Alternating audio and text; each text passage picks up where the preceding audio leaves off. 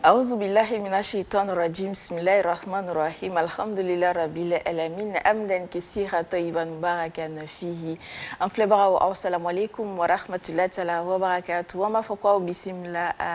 مسوكا دمبي كنكا مبدي أو ما البيانا جبراني إسانفي بي أمنا كما فميكا أولي مسو چمافوري ni nazara ba fama ko polygamy amba donc polygamy a kuma kacha nga ofuka doni fola an bela jani be se ka minta ala ni abina nya onbulo wala saka o kuma masala onbulo la anye wule bla aja jara rukiatu silama na letu ye kesiere pharmacie la ni bi abe retraite la aja assalamu alaikum wa alaikum salam wa rahmatullahi ta'ala wa barakatuh. Kafara aja jara kan anye wele bla imam Bamba Musa Burhan kabo misiri minto Sherif Al-Munawara nabe yobugon sabla la imam salam alaikum. Wa alaikum assalam wa rahmatullahi wa barakatuh. Nyafo nyakuma damne na chugo mina imam ni aja amina kuma femi kan ole musu chaman sigi na nazara ba fama ko polygamy ola amay nyingali formi da auka ka nyin awfe aka yirana abi formu ni mako polygamy abi formu ni mako muso chama furusi Alhamdulillah rabbil alamin ana chogo ka mi fanyana otumbe muso chama furula parce que o mako tumbe jamalila ni kela senekela yi nyosi ou bien ni guerre ou bien kela loni bagawe ali kala fra bola nyoyi jama ile makobi jamalila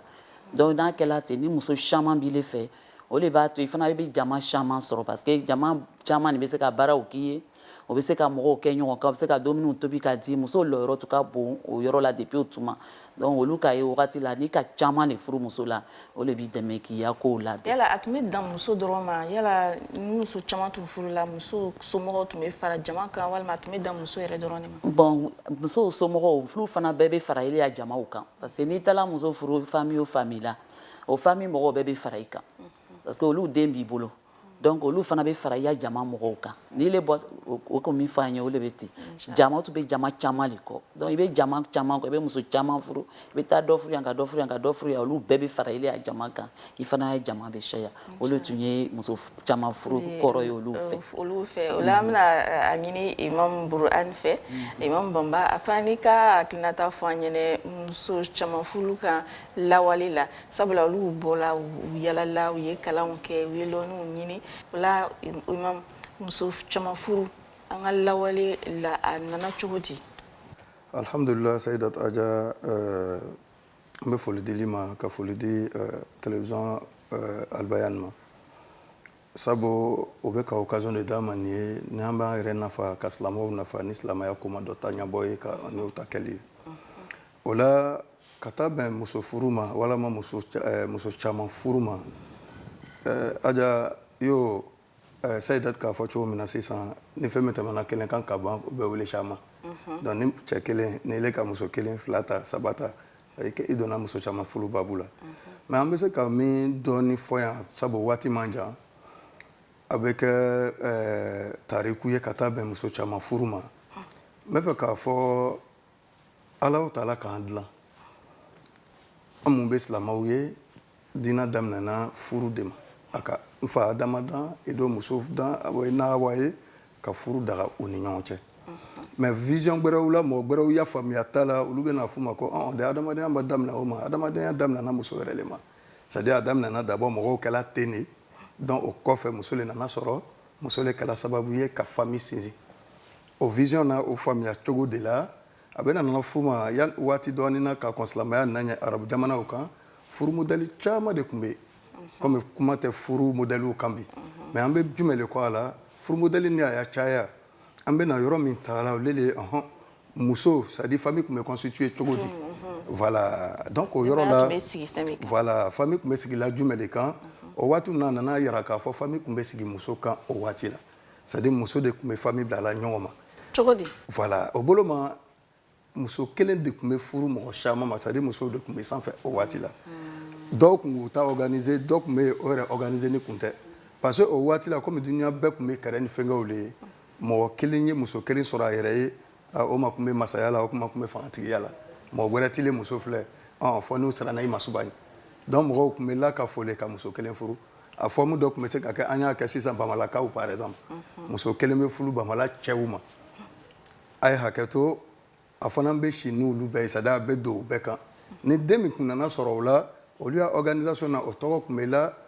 cɛ min tun bɛ a cɛya la nin olu bɛɛ y'a mɔgɔkɔrɔba min tun bɛ yen o waati famitigi a tɔgɔ tun bɛ di o ma forme wɛrɛ tun bɛ yen o tun tɛ dan o ma dɛ c'est à dire ale bɛ kɛ bɛɛ bolo a bɛ se ka kɛ a bɛ cɛ dɔ la comme on appelle turelakaw fɛ bamalakaw fɛ c'est à dire jamuw fɛ yen ni den dɔ nana sɔrɔ mais waati caman dalagbɛrɛw tun bɛ to ka k'a la donc a fana voilà a fana tun tɛ adamadenya fana ɲa honneur kɛ c'est à dire a tun bɛ adamadenya yɛrɛ jasi donc comme adadoma ladilan ten silamɛya nana o la Alahu Taala nana laɲini ni silamɛya nana ye a bɛ fɛnw lase i kɔ i y'a ka min laɲini a bɛ fɛnw encadrer ka ɲa o le nana kɛ k'a daga cɛ ye cɛ bɛ se ka muso kelen furu silamɛya ye mun de fɔ polygamy sinsinni na alhamdulilayi rabbil alamin yo an k'a fɔ cogo min na nin ye silamɛya na kɔfɛ puisque Alahu Taala bɛ fɛ ka adamadenya yɛrɛ le ladilan an bɛ na ko o ko kɛ ni kamɛ Ala bɛ bato la adamaden de b'a bato la donc fo adamadenya bɛ ɲɛnabɔ ka bɛn ɲɛbɔ ko cogo ɲuman ma ka bɛn Ala ta ma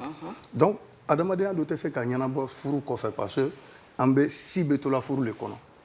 e ka ye ka kɔn min tun bɛ silamɛya ye si tun t'o la mɔgɔ caman de ɲamini tun bɛ ɲɔgɔn na donc o tɛntɛnni sira fɛ Alahu Taala nana silamɛya ye min kɛ a ka daga a ka furu daga an ye ne yɛrɛ k'a kɔrɔsi furu t'an ma wajibu ye dɛ mais furu kɛli le kɔfɛ mɔgɔ minnu bɛ furu kɛla a bɛ se ka kɛ ninnu le ma c'est à dire hukumu lori dɔ ye wajibu haramu makruh o bɛ se ka dan a la furukɛlaw le ma mais furu yɛrɛ base sunna de don n'i k'a kɛ i bɛ baraji sɔrɔ i m'a kɛ i tɛ jurumu sɔrɔ an k'a kɛ o de ka fisa e k'a kɔrɔ voilà donc i bɛ baraji sɔrɔ ko min na o de ka fisa donc o yɔrɔ la silamɛya ka muso caman furu daga a m'a fɔ k'u y'a kɛ diyagoya ye a fana m'a fɔ ko non a y'i kɔ don a ma o kuma kɔrɔ bɛ jumɛn le n bɛ fɛ ka jumɛn le fɔ Aja n'an bɛnna tan k'a fɔ an bɛɛ y'a fɔ muso caman furu tɛ silamɛya dɔ ye an bɛ jurumu sɔrɔ parce que a bɛ kuranna donc i y'o k'a fɔ cogo min na nin ye Sayidatu k'a fɔ ko Alahu Taala a nana laɲini ni silamɛya ye ka kow yɛrɛ ma waati dɔ kɔnna silamɛya fana ɲɛ asuru jahiliya la mɔgɔ minnu tun bɛ yen fana ni se tun b'u ye masaw kun don walama en tout cas u bamani kun don sabatini kun don dɔw tun bɛ muso ta jate tɛ min na dɔw b'a ta 10 dɔw b'a ta 30 dɔw b'a ta fɔ caman o yɔrɔ yɛrɛ la n bɛna kira hadisa dɔ yɛrɛ sallallahu alaihi wasallam silamɛya nana daga min kɛ ko an bɛ se ka muso ta k'a da 4 mɔgɔ min nana don silamɛya la kira waati la sallallahu alaihi wasallam dɔ bɛ yen ko Gailan ni muso tan de tun b'ale fɛ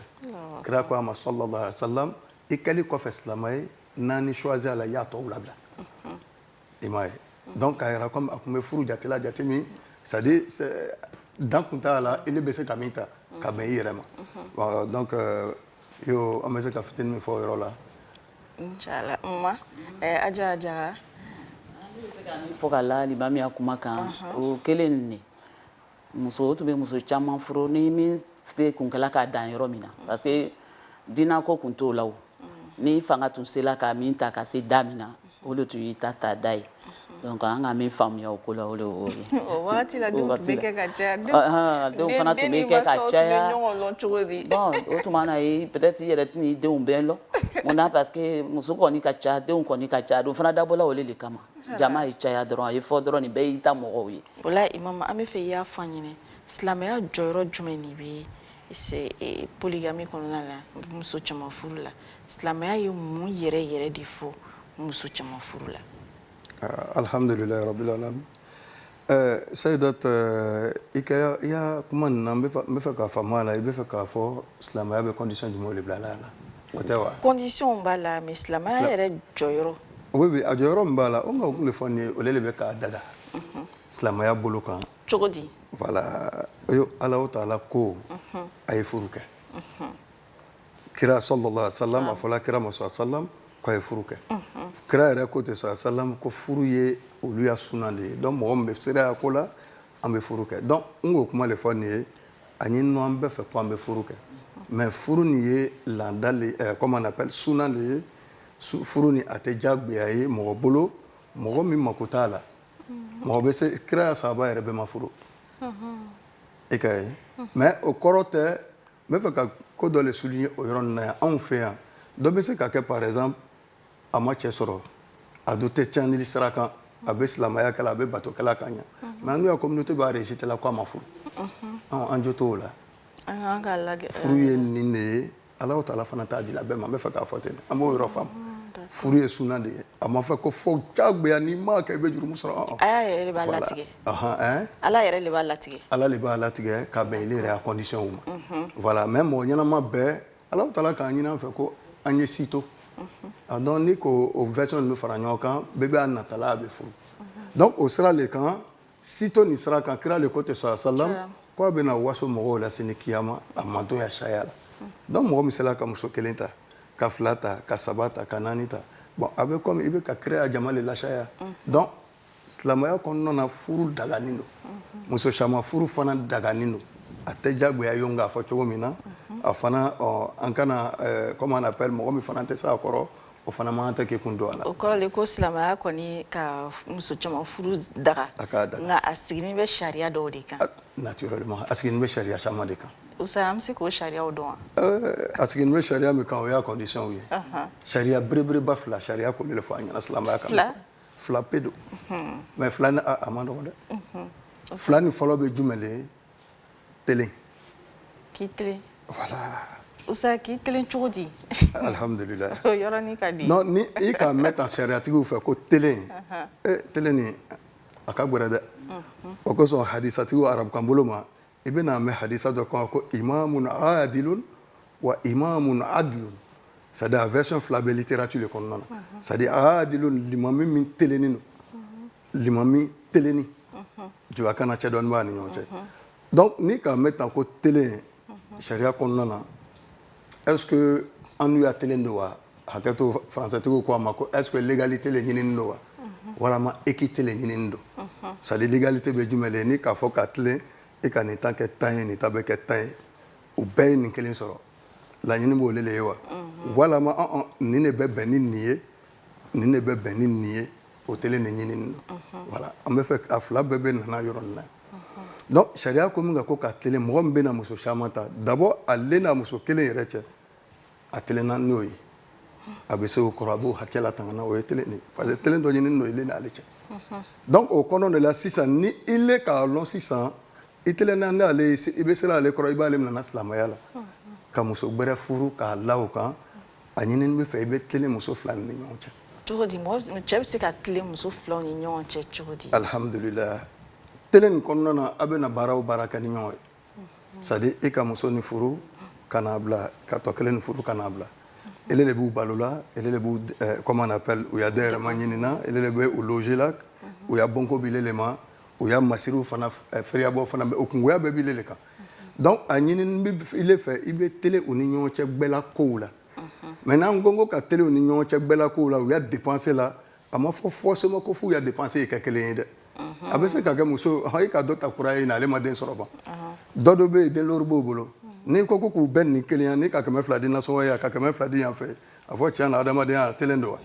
a telen tɛ donc a tɛ kɛla légalité ye o yɔrɔ la dɛ mais a bɛ kɛ équité le ye tubabuw bolo an n'o t'o faamu dɛ voilà non fo an y'ole le faamu an y'a nɔgɔya ɲɔgɔn ma lo an y'a nɔgɔya o ye bɛɛ kan kow ye f'u ye telen o la donc den lɔrutigi nin i y'a telen de tɔgɔ bɛ ni 1000 de b'olu y'a nasɔngɔ bɔ i bɛ 1000 di ye ni 100 de bɛ nin y'a nasɔngɔ bɔ i bɛ 100 di ye o ye telen ye ça doit la c'est à dire ani min bɛ bɛn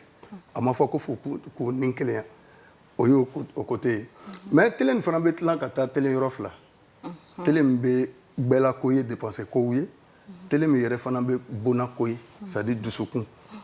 est ce que a ɲinini fɛ ko fɔ a fila bɛ diya i ye dusukɔnɔ cogo kelen na wa o ye condition fɔlɔ ye kuranɛ yɛrɛ kuma o ko wala n tasitati o an ta adilu bɛɛ ye saya kuranɛ yɛrɛ le ko tan ko a tɛna se cogo si la ka tilen muso fila ni ɲɔgɔn cɛ hali n'a k'a laɲini ka tilen dusukun diya ɲɛ na faso dusukun o se t'i ye mais bɛɛ kan ko ninnu o se b'i ye sisan o sazo sabula an b'a minɛ a lɔnnibagaw da u bɛ to k'a fɔ ko kuranɛ y'a fɔ ko i bɛ se ka muso ta 1 2 3 walima 4 n'i ka lɔn i bɛ se nin a sigini bɛ mun de kan voilà a sigini bɛ tilen de kan wa oh fila m'a fɔ ma ko charte fila lo a condition ye fila le a fɔlɔ ne tilen ni fɔlɔ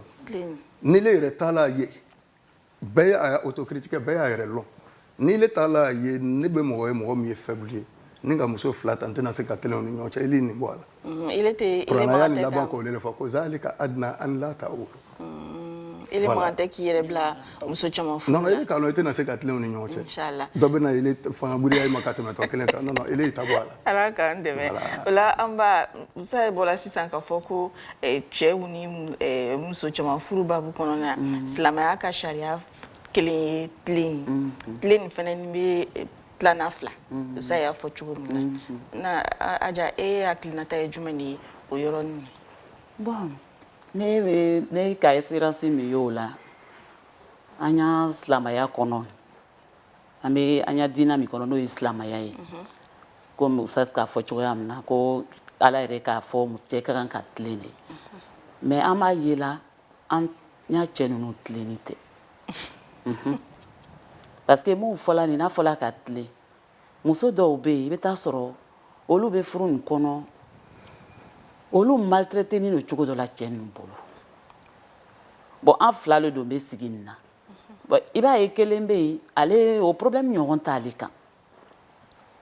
bon a yɛrɛ dɔ yɛrɛ belebeleba yɛrɛ ye min ye tile nin yɛrɛ base ba yɛrɛ bɛ fɔla yɔrɔ min na n'i ka muso fila furu bɛ saba furu i ye tile o ni ɲɔgɔn cɛ bon yɛrɛ kɔnɔ fɔlɔ parce que limami y'a commencé la o ma mais muso caman bɛ plaigner la o yɔrɔ yɛrɛ la k'a fɔ k'olu cɛw tɛ fɛ ka bona dɔ don olu ni o cɛw cɛ an bɛ kumana fɛn min kan bi o de ye polygamie nazaraw ko ten ko polygamie anw ko ko muso caman sigi an ni an ba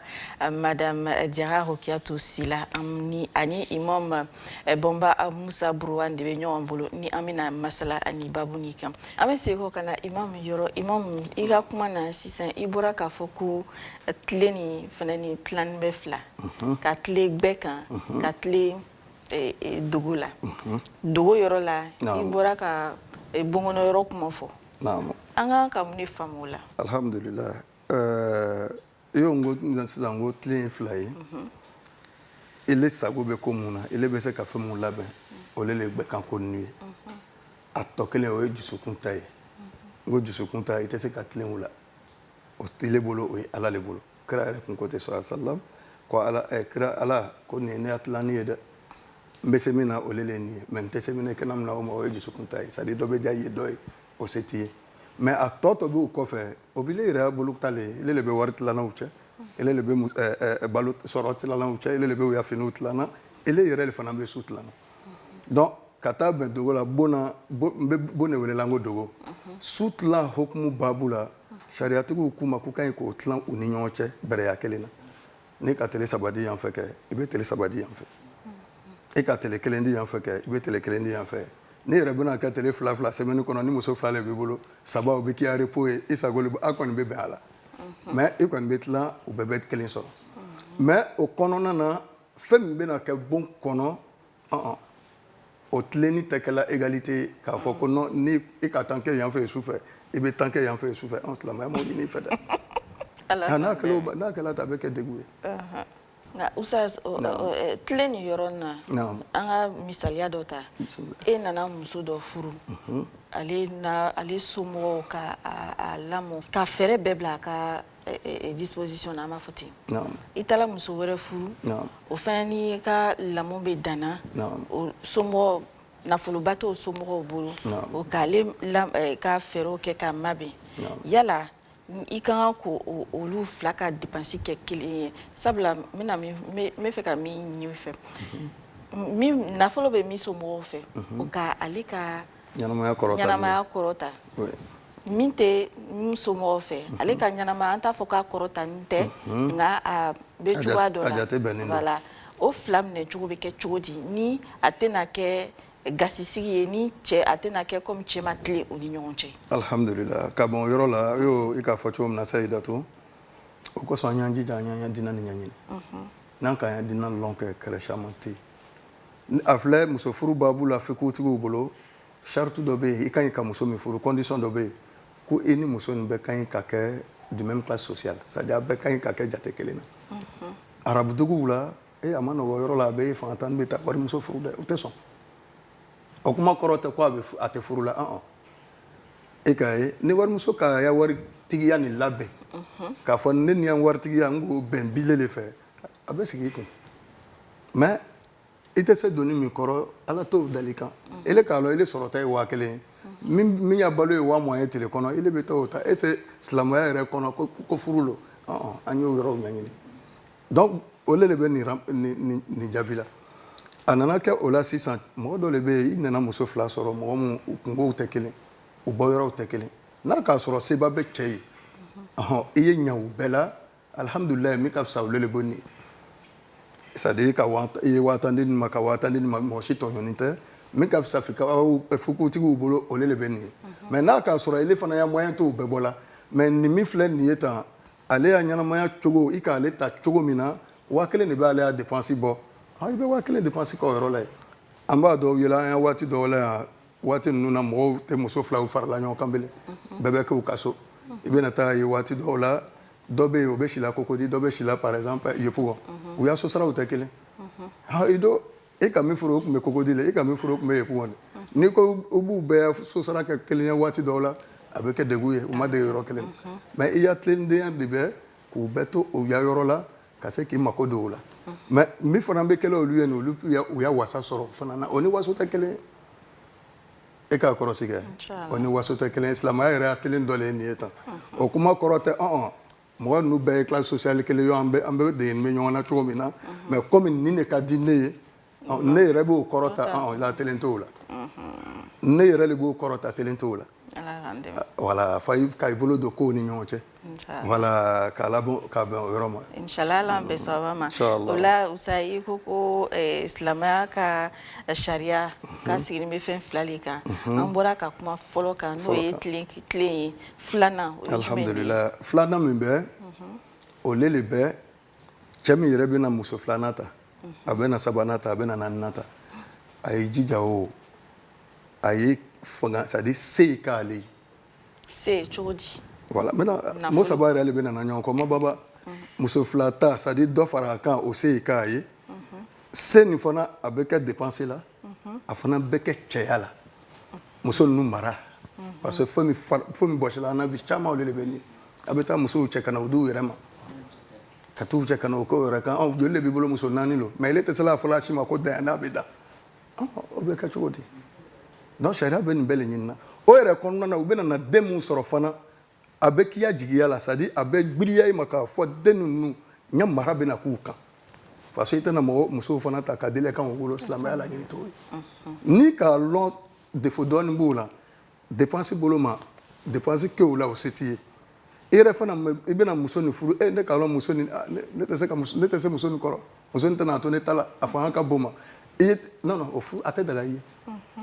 n tun b'o kuma de la sisan parce que i tɛna s'a la donc i bɛna taa problème de cɛ ka na imam shafi'i ya kuma le ye nin ye imam shafi'i aya min nana muso caman furu ye kuranna kɔnɔ a kuma ko zalika adna an la ta'ulu imam shafi'i ka kɔrɔ min ta ala kɛ c'est à dire ko nin de ka surun o a kana tɔɲɔli kɛ tɔɲɔli min b'a lase haramu ma imam i bɔra ka mun fɔ sisan ko n'ile kɛra ten i ka dan kelen ma nka bibi na an yɛrɛ b'a ye an ka sigidaw la an cɛw bɛ taa sigi gɛrɛnw na ka kɛ baro ye n'u y'a fɔ ko muso kelen de b'i bolo u b'a fɔ ko fɛn t'i bolo fɔlɔ a bɛ ten ni min ko 2 b'i bolo u b'a fɔ k'ile donna da la a bɛ ten n'ile min ka 3 ta u b'a fɔ k'ile nana sigi salon kɔnɔ n'ile min nana ka na 4 ta a b'a fɔ a bɛ fɔ ele ma ko cɛ farin non condition ninnu ma bɛɛ o yɔrɔ yɛrɛ la sariya t'u ka kuma dɔ fɔ ka fara a kan sayidatu hakɛto mɛna o fara a ye kuma nin kan o kuma mɔgɔ min fana k'a kɛ o cogo la ten c'est à dire comment on appelle a tɛ se musow kɔrɔ a y'a telen bɛ danger la a tɛ se ka telen musow ni ɲɔgɔn cɛ walama se t'a ye ka a y'a denbaya ninnu maîtriser mais a taara dɔ ta kura ye k'a fara a kan sariyatigiw fɛ furu ni sabati ni furu ni ka ɲi sariya kɔnɔ mais cɛ ni ka jurumu sɔrɔ non silamɛya gbɛnnen don i ka furu kɛ parce que i ka furu rukuni ni fɛngɛw bɛɛ dafa furu sabati la mais ele min k'a kɛ ni i ka jurumu sɔrɔ ala bɛ sababa o la an bamuso Aja Rukiyatu kun jumɛn de bɛ na mun de bɛ na ni muso caman sigi nin ye an ka sigi o kɔnɔ lawale ta fɔla a fɔla ko jamako de tun kosɔn an bangebagaw an mɔkɛw n'an tulomasamaw tun bɛ muso caman furu mais bi bi in na kun jumɛn de bɛ na ni muso caman furu ni alhamdulillah ne bɛ se ka min fɔ o la bi cɛw ni ka ye dɔw bɛ muso 2 furu 3 fo ka se 4 dɔw b'a yira k'a fɔ peut-être olu ka muso premier min furu soit muso premier ni ma kɛ mɔgɔ kɛnɛma ye ni a kɛla banabagatɔ ye ale dun t'a fɛ k'a furu sa a se dun b'ale kana ka taa muso 2nan ta dɔw b'a fɔ k'o kosɔn olu tala 2nan ta bon à cause cacha quoi bon dɔ fana ye an bɛ min yɛrɛ kɔrɔsila bi bɛrɛbɛrɛ par exemple ale ka muso premier min furu muso premier nin tun ma kalan bi an bɛ lon min na ale mako bɛ muso kalanni de la k'ale dɛmɛ k'a denw ladon parce que a bɛ fɛ ka diinɛ kɛ silamɛya diinɛ nin kɛ k'a ɲa mais comme a muso premier ma kalan muso premier nin don ale tɛ se k'o bila ko parce que o ma kalan ka denw wolo famille fondée la n'o le ye o de yɛrɛ ye ko yɛrɛ kuntigi ye donc sisan ale ka miiriya bɛ na yira k'a fɔ bon n bɛna 2nan ta min kalanna pour que a bɛ n dɛmɛ ka den mun bɛ nana nin ka sira yira u la lɔnni sira yira u la lɔnni fitinin min bɛ muso 2nan nin na a bɛ n dɛmɛ ka o fana fara n ta kan ka fara muso premier fana ta kan o ye dɔw ta cause ye quoi bon dɔw fana ni b'a kɛ ko par exemple u bɛ ka muso dɔ furu muso nin ma se ka den sɔrɔ o sigila o mɛnna sanji dama dama o ma den sɔrɔ bon ale yɛrɛ b'a ye n'an tola nin n'an tɛna den sɔrɔ souvent muso mun yɛrɛ bɛ furu nin kɔnɔ musokɔrɔba ninnu o dɔw yɛrɛ b'a fɔ cɛ ma ko taa muso 2nan furu pour que a bɛna den sɔrɔ an bɛɛ bɛna o k'an den ye muso dɔw yɛrɛ b'o fɔ cɛ ɲɛna et puis cɛ dɔw fana bɛ muso 2nan furu la ka cause kɛ o ye u bɛ taa den muso 2nan ta et o den min fana bɛna sɔrɔ o fana denw fana bɛ kɛ muso ninnu bɛɛ ta ye bon a cause ka ca an bɛ se ka lɔ min kan o le y'o ye. Imam Bamba ne bɛ fɛ ka lɔn yala k'a fɔ ko n muso ni n somɔgɔw tɛ bɛnna ani n bamuso tɛ bɛnna ani n dɔgɔninw tɛ bɛnna o bɛ se ka kɛ muso caman se kun dɔ ye wa. Alhamdulillah rabbil alamin. Aja k'i ya question nin jaabi n bɛ fɛ ka miiriya dɔ le di i m'a ye muso furu yɛrɛ babu la kuranna kɔnɔ Alahu taala ko wa min ayatihi an ja'ala lakum min anfusikum azwajan litaskunu ilayha ko Alahu taala y'a kabanako dɔ bɛ min ye furukɛla kɛ a bɛ min yɛrɛ le kɔ furu nin bɛɛ la jumɛn le don a bɛna mafa sɔrɔ cogo di ka Alahu taala bato c'est à dire cɛ bɛ sabati muso bɛ sabati ou bien musow bɛ sabati donc laɲini jumɛn yɛrɛ le bɛ furu kɔnɔna na o le bɛ sabati mafa bɛɛ bɛ lafiya ala k'a k'o le kosɔn donc o kɔrɔ le bɛ ni ile nana taa ye o la sisan ile somɔgɔw le bɛ yen o ni muso tɛ bɛnna c'est à dire muso gbɛrɛ furu o bɛ kɛ le à condition de ile do i k'a lɔn vraiment i tɛ fɛ k'i ya somɔgɔw labila tuma dɔ u jɔyɔrɔ ka bon i ya ɲɛnamaya la ka tɛmɛ muso min fana i k'a furu i bɛ siran ala ɲɛ muso nin ma fɔ i kila a bɛ taa ɲɛna i tɛ fɛ k'a tɔɲɔ ala do ka sortie dɔ d'i ma i bɛ se k'ale mara ka denbaya satisfait olu ko f'u ye muso gbɛrɛ ta i bɛ se k'a k'o kosɔn o bɛ se ka kɛ i ya kun ye mais o tɛ se ka kɛ kun universel ye k'a fɔ muso bɛ furu kun min na o dɔ le ye nin ye ele le bɛ position dɔ kɔnɔ i bɛ fɛ k'i ya situation arranger i bɛ fɛ k'i ya situation laɲa silamɛya ka min dɔw d'i ma i b'o dɔ ta k'i ya ko laɲa n bɛ na exemple dɔ d'i ma par exemple ne ka kalan dɔ kɛ an ya misiri dɔ la a ɲama cɛ dɔ ka question posé ne ma a ko imam ko question kelen de bɛ ne bolo muso min bɛ n kun vraiment a ka di n ye muso nin bɛ n ta ɲana mais n bamuso ani n bamuso tɛ bɛnna n bamuso ko fɔ n ye muso nin bila n b'o ko kɛ cogo di a tɛ fɛ k'a bamuso labila a fana tɛ fɛ ka muso labila bon ne kɔni ka min ye solution ye o don kama n'a k'a sɔrɔ muso bɛ yen n'o bɛ se k'i bamuso ta ɲa kɛ i bɛ ɲini k'o fara a kan parce que n tɛna f'u ma ko i bamuso tɔɲɔ i tɛ nin bamuso sɔsɔ i dɔ tɛna mɔgɔw denmuso tɔɲɔ jigiya dɔ lo voilà donc a bɛ se ka na o siraw le kan donc mɔgɔ min ka muso furu o sira kan o tɛ kɛ baasi ye silamɛya kɔnɔna na sabu muso furu yɛrɛ dannen don mais min bɛɛ la y'o ka na i ya kuma ma y'o kun bɛ cause min na cause n bɛna dama dama fɔ k'a fara Ajata nin kan a cause fɔlɔ lɔnnibagaw ko furu yɛrɛ kɛla jigiya min kosɔn o sɔrɔbaliya o le bɛ cɛ bilala muso gbɛrɛ furu la o de kan ka cɛ bila muso furu kosɔn normalement généralement o de kan ka cɛ bila a la walama o le bɛ dɔw yɛrɛ fana bila a la o dɔ bɛ jumɛn le ye hadisa dɔ bɛ an ya mɔgɔw bolo karamɔgɔw b'a fɔ la ka caya mais ne ɲana u tɛ hadisa nin la ka la mɔgɔw ɲana ka ɲa u k'u ma ko muso bɛ se ka furu kun naani kosɔn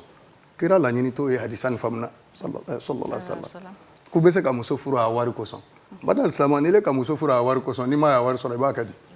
jigiya ma fa o ha bɛ taa dɔ wɛrɛ ɲini kura ye dɛ ko muso bɛ se ka furu a y'a cɛɲa kosɔn a y'a ka muso de furu muso donna ile fɛ attention k'a bugɔ cɛɲa nin tɛ yen bele donc naturellement c'est à dire muso furu kun tɛ nin si ye kira nana o le fɔ hadisa laban sallam k'u bɛ muso furu diinɛ ni jogo kosɔn n'i to ka muso furu ka taa o sɔrɔ a la aja walayi o cɛw caman de bɛ mɛnna u tɛ muso wɛrɛ furu ni a ka furu jigiya min kosɔn ka taa o sɔrɔ a ka ca a y'a furu kura kɛ bɛɛ dɛ donc n'i ye i ya kuma mun faamu n'i ye bon an ka misaliya ta i ye muso furu a ka nafolo kosɔn jigiya sabatila o furu bɛ se ka mɛn i tɛna muso kura ɲini parce que i k'a kɛ min kosɔn i b'o sɔrɔ la o de kosɔn min bɛ cɛw donna muso kura furu la ka caya dɛ n b'o de fɔ la tan a ka muso ta jigiya min kama n'i n'o k'a ta ala don kama jigiya bolo ma o bɛ sabati la a ma ɲuman b'i minɛ i bɛ siran k'ala kasi bon vraiment hali n'i ka ɲi ka dɔ wɛrɛ kɛ ele yɛrɛ bɛ position ɲini tellement que sanni i b'a kɛ i bɛna ale yɛrɛ lalaha cogo min na i bɛ k'o ɲɛɲini tuma dɔ waati yɛrɛ bɛ taa k'i to ala k'an bɛɛ sababa ma inchallah o la an y'a jamukan bɛ ɲini ka se a laban na nka an y'a ɲini ka rubrique damadamanin don an ka jamukan kɔnɔ a bɛ fɔ mun ma ko musow ka gundo bi an ye gundo min sɔrɔ k'a yira an lajɛbagaw la o de ye nin Assalamu alaikum wa rahmatullahi wa barakatuhu. Bi an ka musoya gundoya bɛna boli fɛn damadamani le kan o le ye geni ye ale ni babi a bɛ nafa min lase an ma an bɛna kuma o le kan an ka geni filɛ nin ye geni kunba le ye nin ye geni misɛnman le ye nin ye an ka babi le ye o b'a fɔ min ma ko gɔngɔlili an ka geni a bɛ nafa min se muso ma an bɛna dɔɔni fɔ a ko la a fɔlɔfɔlɔ a bɛ kɔnɔdimi fila kɛ a filanan an ka musomisɛnninw minnu bɛ laada la et puis o b'a fɔ k'o kɔnɔ o b'o dimi dimi n'olu fana dumela kan o bɛ nafa sɔrɔ a la a sabanan hali an ka muso kɔnɔmaw n'o b'a minna ka k'o min ji ye a b'o denw saniya a bɛ tila tuguni ka nafa gbɛrɛ d'o ma a naaninan an ka muso kɔnɔma jigili kɔfɛ jolisi dɔw bɛ to k'a to kɔnɔbaraw la ɲa tɛ se ka min ye gɔngɔlili bɛ se ka nin bɛɛ baara kɛ ale ni gɛni o ɲagamini ɲɔgɔn na k'a tobi n'a dumɛna o kan o bɛ se ka o nafa sɔrɔ a bɛ tila tuguni ka muso yɛrɛ fari ɲɛ n'o bɔra yen an ka musomisɛnninw minnu cɛw b'o da fɛ n'olu ko o b'o yɛrɛ préparer k'o ka papa sériw kɔnɔ olu y'a kɛ o min ji ye i bɛ se ka commencer depuis sɔgɔma ka to k'a min jimilɔgɔ ka k'i la cogo cogo i ye to k'o jiw min a bɛ nafa min kɛ i bɛ n'o sɔrɔ minnu fana cɛw bɛ voyager san'o bɛ na i bɛ se ka tile 3 ta ka tugu ɲɔgɔn na ka to k'o kɛ i min ji ye sani i ka papa chéri bɛ na a bɛ na ka na i ɲuman sɔrɔ cogoya la cogo min ka d'a ye muso min b'a fɔ ko jala n'o fana ni dumɛna a mini la a b'olu fana relaxer a b'i diya a b'i ji siyaya ka tila tuguni k'i magaya f'i yɛrɛ ko bɛ diya i yɛrɛ ye an bɛ nafa min sɔrɔ geni la ale ni babi o le ye nin ye geni fila bɛɛ n'a k'i diya i bɛ se ka nin dɔɔni ta ka nin fana ni dɔɔni ta k'o ɲagami ɲɔgɔn na k'i ya babi walima i ya gɔngɔlili fara a kan k'o tobi k'a k'i taga n'a ye an ka gɔngɔlili n'an ka geni misɛnnin ni geniba an ka wuli a ka ji min d'a ma o le bɛ nin ye a min ka di a man kunna wa nafaba le b'a la hali muso minnu y'a koli tigɛla a bɛ ninnu bɛɛ le nafa sisan nin musomisɛnninw y'a koli bɛ tigɛ joona fɔlɔfɔlɔ la nin n'i ma san 60 sɔrɔ san 80 i y'a koli bɛ mais sisan an n'u muso denni ninnu kun an y'a koli tɛ mɛnna tuguni n'an mɛnna kosɛbɛ o le ye san 40 ye i bɛ baraka ye ko koli tigɛla n'i dumɛna nin kan a b'i nafa kosɛbɛ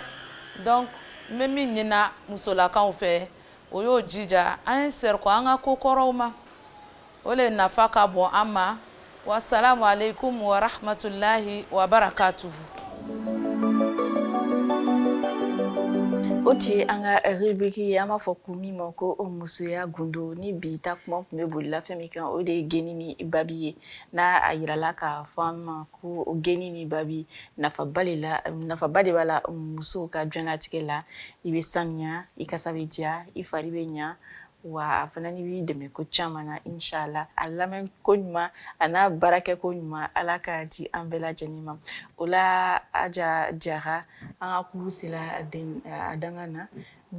sanga kelen ɲɔgɔnna la i bɛ se ka mun de fɔ ka an ka kuma ni kun cɛ min bɛ bolila muso caman furu kan. Alhamdulillah n bɛ se ka min fɔ ka kuma kun cɛ n'o ye cɛw min bɛ muso caman furu la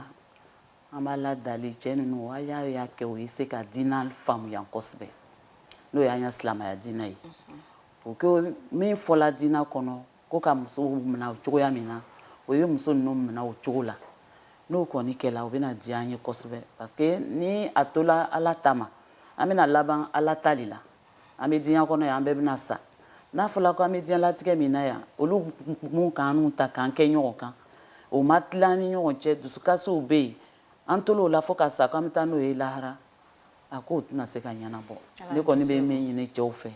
o ye tile musow ni ɲɔgɔn cɛ o y'an dusuw suma an faw le y'olu ye an kɔrɔw le y'olu ye an fana an bɛ compter olu le kan parce que olu le b'an furu la an cɛyala o an dɔgɔyala o olu le b'an furu la donc min bɛ ne fɛ ka lase cɛw ma o de y'o ye. Aleykum salaam o la Ustaz Imam Buruhani kuma i bɛ se ka mun de fɔ an ɲɛna ni ka babu ni kun cɛ sabula an bɛna ɲɔgɔn sɔrɔ sigida kelen nin na ka kuma halisa muso caman furu nin kan nka bi ta kuma sanga kelen ɲɔgɔnna na a bɛ kun cɛ ni mun ye an bɛ se ka mun faamuya. Alhamdulillah k'an ya kuma ninnu kun cɛ n'a ye bi n bɛna kuma kunkurunin dɔ de fɔ mais a nafa ka bon silamɛya k'a ɲini an bɛɛ fɛ ko an ye silamɛya ɲini k'a ɲɛlɔn musow y'a ɲini ka silamɛya ɲɛlɔn ni ka silamɛya ɲɛlɔn kɛ a bɛ kɛ sababu ye cɛ ko bɛ ko la cɛ tɛ sɔn k'a k'i la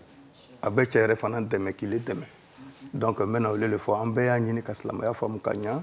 voilà ni o prix kelenw le ye dɔ bɛna bɔ an y'a tɔɲɔ o la parce que ko ko bɛ kɛla furu kɔnɔ cɛ ka min kɛ o cɛ ma min kɛ o a k'a kɛ k'a la ɲa a ma kɛ k'a la ɲa a bɛɛ réglen don silamɛya kɔnɔ mais ni le doma lɔn don i bɛ sigi ten k'a ye comme i tɔɲɔna i bɛ sigi o sigi la k'a sɔrɔ ɲɛna a bɛ se ka ɲɛnabɔ a bɛ se ka ɲɛnabɔ ni k'a ɲɛlɔn ala an bɛ saba ala y'a to an y'a lalɔn o la an lajɛbagaw de tun ye a ka bi musow ka a danbe ye an tun bɛ kuma na fɛn min kan o de ye cɛ ni musoya cogo di polygamy muso caman furu an ko ten nanzaraw ko polygamy an bamuso madame Jara Rukiyatu Sila ani imam Bamba Musa Buruhani de tun b'an bolo ni k'an masala ni babu nin kan an ma tila babu nin kan sabula don nataw la an bɛna sigi ka na kuma muso caman furu a nafa a n'a degun an bɛna kuma olu kan inshallah Aja assalamu alaikum. Imam salamu alaikum. Wa alaikum salam wa rahmatullah. An ce an ka weleli jaabi la. An lajɛbagaw an b'a fɔ aw fana ma ko assalamu alaikum k'an bɛn don nataw la.